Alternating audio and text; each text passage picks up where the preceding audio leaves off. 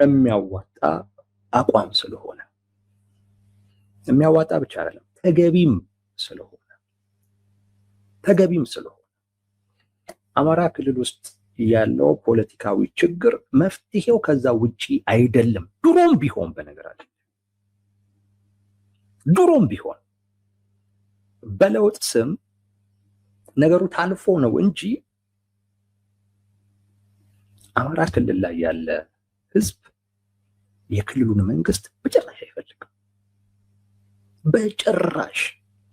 ግን ለውጥ የሚባል ነገር ሲመጣ የክልሉ መንግስት ኢትዮጵያ በሚሉ እና በወቅቱ ከፍተኛ ድጋፍ ባገኙት መሪ ጀርባ ሆነው አማራ ክልል ውስጥ የነበረውን ቁጣ አለፉት እና የአማራ ህዝብ እነሱንም ጭምር የተቀበላቸው ስለመሰላቸው በቃ ቀጠሉ እንጂ የአማራ ህዝብ ክልሉ ላይ ያለውን አስተዳደር አይፈልግም። እዛ ክልል ላይ ያለ አስተዳደር በኢህአዴግ ጊዜ የነበረው አይነት አስተዳደር ለውጥ የለውም።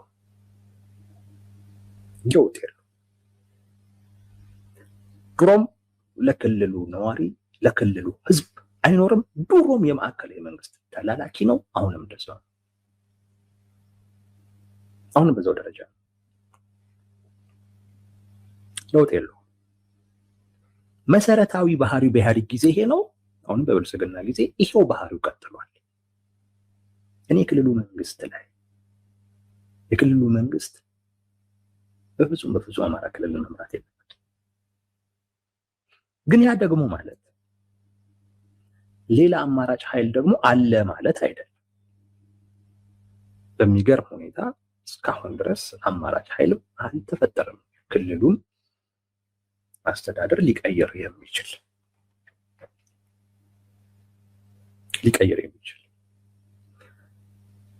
አሁን የፋኖ አደረጃጀቶች ድርጅት ሆነዋል።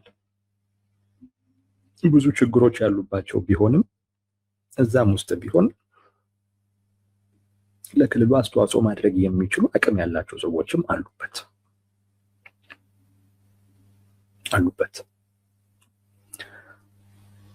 እነዚህ ሰዎች በቅተዋል ብዬ ነው ያስባል። ቢያንስ በክልሉ ውስጥ ለህዝባቸው ማድረግ ያለባቸውን ነገር ለማድረግ በቅተዋል ብዬ አስባለሁ። ግን ዋናው መለኪያ የነሱ ሳይሆን ህዝቡ ራሱ የክልሉን መንግስት አይፈልግም። የአማራ ህዝብ ፍላጎቱን ጠንቅቆ ያውቃል፣ ጥቅሙን ጠንቅቆ ያውቃል። ተጨማሪ ማግኘት ይፈልግ ይሆናል እንጂ የያዘውን ማጣት አይፈልግም። ስለ ፋኖ ሲያስብ ፋኖ ተጨማሪ ያመጣልኛል የሚል ተስፋ ሳይሆን እንደው የያዝኩትን ሁሉ ሊያሳጣኝ ነው እንዴ የሚል ስጋቱ ነው የሚያይልበት። በዛ ምክንያት ሙሉ አቅም አልሆነውም። አይታችሁት ከሆነ አማራ ክልል ውስጥ ያለው የሆኑ ሁለት ቡድኖች ነው እንጂ የሚጋጩት አብዛኛው ህዝብ ተመልካች ነው። ዝም ብሎ ነው የሚያያቸው። አብዛኛው ህዝብ ለአንደኛው ወገን አቅም አልሆነው። ስለዛ ነው መንግስት ህዝቡን እየሰበሰበ አሁንም ቅቡል ለመሆን እየሞከረ ያለው። ፋኖን በማጠልሸት ሁላ ቅቡል ለመሆን ያደረገው ሙከራ አልተሳካም።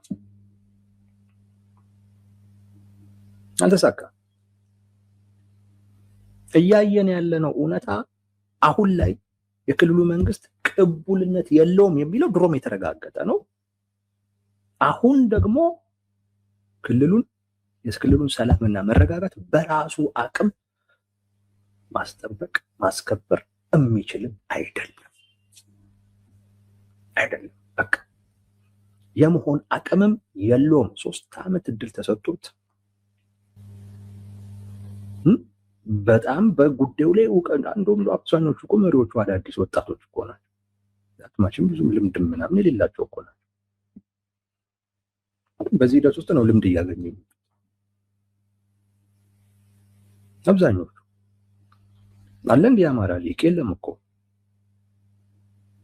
ፌል አድርጎ ይሄውን አዲስ የመጣው ወጣት እናንተ ፌል አድርጓችኋል ብሏቸው ድሮም ኢትዮጵያ ስትሉ አማራን 30 40 50 ዓመት አስበላችሁት ብሎ ገፍቷቸው አሳቋቸው። አሁን ተራው የኔ ነው ቁጭ ብላችሁ ተመልከቱ ብሏቸው ቁጭ ብሎ ተመልካች ነው አብዛኛው የአማራ ሊቅ የምታውቁት። አንዳንዱ በተወሰነ ደረጃ ቀረብ እያለ ለማገዝ ይሞክራል። እሱም ከፍ እያሉ ትንሽ ከመንገድ ሲወጣ ከፍ እያሉ ያስተካክሉታል። ወጣቱ አዲስ ትውልድ የሚባለው በራሱ መንገድ ነው እየሄደ ያለው እና ብዙ ልምድም ያለው አይደለም። ልምድ ያለው ቢሆን በስርዓት የሚመራ ቢሆን እንደዛ ሆኖ ቢሆን የክልሉ መንግስት ለ3 ዓመት የከበደው ተረዱት። ምንም ስርዓት የሌለው አዳዲስ ልጆች ወጣቶች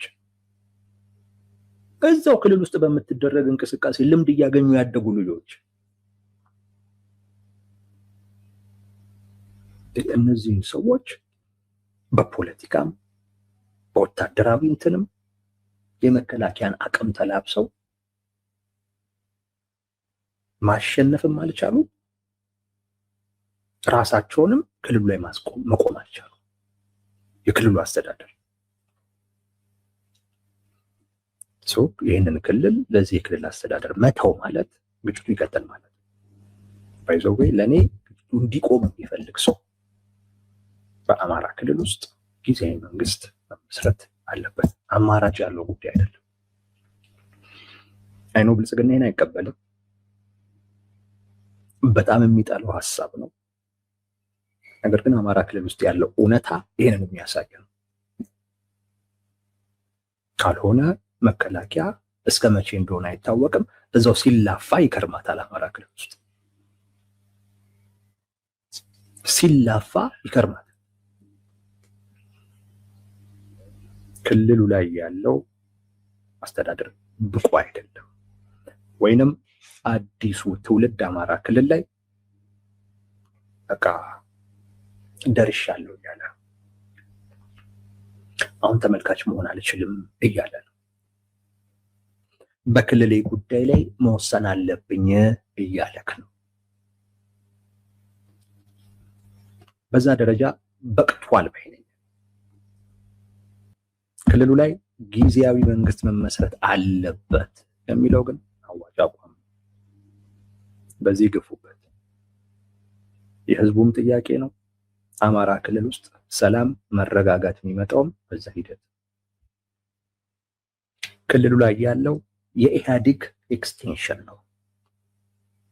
በኢህአዴግ ጊዜ የክልሉን መስተዳደር ሲቃወም የነበረው ኢህአዴግን ሲቃወም የነበረ አካል አማራ ክልል ውስጥ ቦታ አላገኘም። ከለውጡም በኋላ ቦታ አልተሰጠውም። አሳታፊ አይደለም። የኢህአዴግ መዋቅር ነው ብልጽግና ነኝ ብሎ የቀጠለው። ይሄ ተገቢም ጥያቄ ለክልሉም ሰላም መረጋጋት የሚጠቅመውም ይሄ ነው። የህዝቡም ጥያቄ ይሄ ነው። ድርድር አንፈልግም 4 ኪሎ ከሰጡ ምናምን የሚለውን ተዉት። ይሄ ግን አሁን ባላችሁ አቅም ብትጠይቁ መንግስትን ፖለቲካሊ አጣብቂኝ ውስጥ መክተት የምትችሉበት ጥያቄ። ሌላው ደግሞ ከአቅም ጋር እየታየ ጥያቄ ሊጨምር ሊቀንስ ይችላል።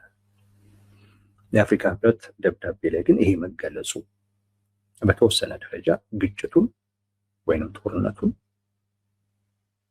ወይም ተኩሱን አቆሞ በሌላ አይነት በፖለቲካዊ አይነት መንገድ ወይም በዛ አይነት መፍትሄ ችግሩን ለመፍታት በፋኖ በኩል ፍላጎት ስለመኖሩ ያሳያል። አማራጭም አቅርባቸዋል።